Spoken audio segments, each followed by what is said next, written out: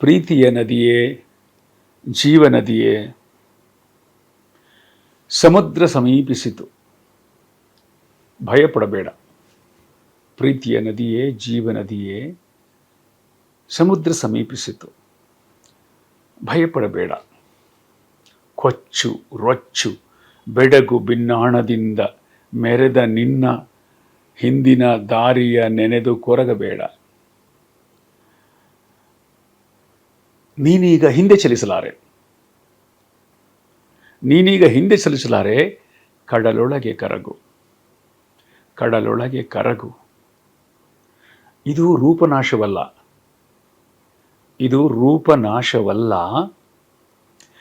ನೀನೇ ಸಮುದ್ರವಾಗುವ ಸುವರ್ಣಾವಕಾಶ.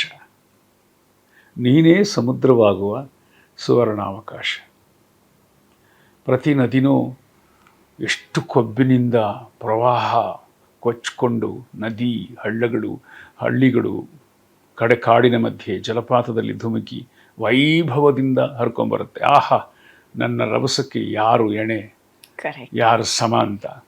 ಇನ್ನೇನು ಸಮುದ್ರ ಹತ್ರ ಬಂದ ಅರೆ ಈಗೇನು ಮಾಡಬೇಕು, ಇದರೊಳಗೆ ಕರಕಬೇಕು, ಹಿಂದಕ್ಕೆ ಹೋಗೋಕ್ಕಾಗಲ್ಲ, ಹಿಂದೆ ಹೋಗಲಾರೆ, ನದಿ ಹಿಂದಕ್ಕೆ ಚಲಿಸೋಕ್ಕೆ ಸಾಧ್ಯ ಇಲ್ಲ, ಮುಂದಕ್ಕೆ ಹೋಗಬೇಕು.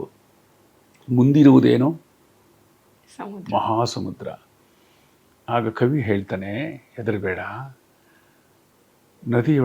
ಕಡಲೊಳಗೆ ಕರಗು, ನೀನೇ ಸಮುದ್ರವಾಗುವ ಸುವರ್ಣಾವಕಾಶ. ನೀನೇ ಸಮುದ್ರ. ಆಮೇಲೆ you are part of the ocean. ಎಂಥ ಮಾತು ಅದು. ಅವತ್ತು ಆ ಪದ್ಯ ಓದಿದ್ದೀನಿ ನದಿ ದಂಡೆನಲ್ಲಿ. ಇದು ಜೀವ ಮತ್ತು ಸಾವಿನ ಮಧ್ಯೆ ಇರತಕ್ಕಂಥ ಒಂದು ಅದ್ಭುತವಾದ ಕಲ್ಪನೆ ಗಿಬ್ರಾನ್ದು. ನಾವೆಲ್ಲ ನದಿಗಳೇ. ನಮ್ಮ ಪಾಲಿಗೆ ಸಮುದ್ರ ಎದುರಾಗತ್ತೆ. ಹಿಂದಕ್ಕೆ ಹೋಗಕ್ಕಾಗಲ್ಲ ನಾವು. ಹಿಂದೆ ನೆನೆದು ಕೊರಗಂಗೂ ಇಲ್ಲ, ಹೆಮ್ಮೆ ಪಡೋ ಹಾಗಾಗಿಲ್ಲ. ಪಶ್ಚಾತ್ತಾಪ ಪಟ್ಟರು ಒಂದೇ, ಕ್ಷಮೆ ಕೇಳಿದ್ರು ಒಂದೇ, ಏನಾದರೂ ಒಂದೇ. You have to enter to the ocean of our dead end. ಅದು ಕವಿ ಎಷ್ಟು ಚೆನ್ನಾಗಿ ಹೇಳ್ತಾನೆ ಅಂದರೆ, ಹೆದರ್ಬೇಡವೋ, ನೀನೇ ಸಮುದ್ರ ಆಗ್ತೀಯಲ್ಲ, you are part of the ocean ಅಲ್ಲ, you are becoming the ocean ಅಂತ. ಅದನ್ನು ಓದಿ ಬಂದಿದ್ದೀನಿ. ಇಲ್ಲಿಂದ ಒಬ್ಬ ಅಭಿಮಾನಿ ಶಿಷ್ಯೆ ಫೋನ್ ಮಾಡಿ, ಸರ್ ಪುನೀತ್ ಹೋಗ್ಬಿಟ್ರು. ನನಗೆ ಗೊತ್ತಿರೋ ಇತರೆ ಪುನೀತ್ ಎಲ್ಲರೂ ಜ್ಞಾಪಿಸ್ಕೊಳ್ತಾ ಇದ್ದೀನಿ. ಆಮೇಲೆ ಅಲ್ಲ ಸರ್, ಅಪ್ಪು ಅವರು. ತಕ್ಷಣ ನಾವು ಎಲ್ಲ ಕ್ಲೋಸ್ ಮಾಡಿ ನಮ್ಮ ಇದನ್ನೆಲ್ಲ ತಕ್ಷಣಕ್ಕೆ ಏನು ಸಿಗುತ್ತೆ ಅದು ಇಟ್ಕೊಂಡು ಬೆಂಗಳೂರಿಗೆ ಬಂದವರು ಅಂತಿಮ ದರ್ಶನ ಪಡ್ಕೊಂಡಿದ್ದಾಯಿತು.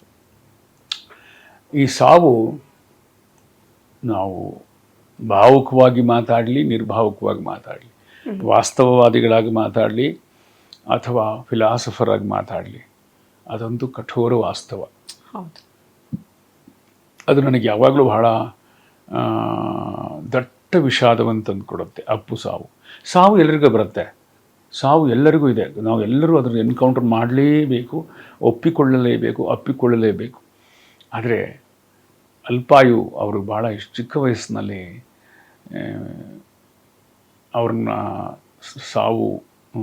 ಅವ್ರನ್ನ ಕಿತ್ಕೊಂಡಿದ್ದು ಈ ಸಮಾಜದಿಂದ, ಈ ಒಂದು ಲೋಕದಿಂದ ತುಂಬ ದೊಡ್ಡ ಕ್ರೌರ್ಯ ಅನಿಸುತ್ತೆ. ಬಟ್ ಯಾರಿಗೆ ಹೇಳೋದು ಅದನ್ನು? ಅದು ಇಟ್ಸ್ ಒಂದು ದೊಡ್ಡ ಈಕ್ವಾಲಿಟಿ. ಸಾವು ಅಂದರೆ ಸಮಾನತೆ. ಎಲ್ಲರನ್ನೂ ಕರ್ಕೊಂಡು ಹೋಗ್ತೀನಿ ನಾನು, ಯಾರನ್ನೂ ಬಿಡಲ್ಲ. ಅದರಿಂದ ನನಗೆ ಎಲ್ಲರಿಗೂ ಒಂದೇ ನನಗೆ ಅಂತ ಆತ ಇನ್ನೂ ಬದುಕಿರಬೇಕಾಗಿತ್ತು.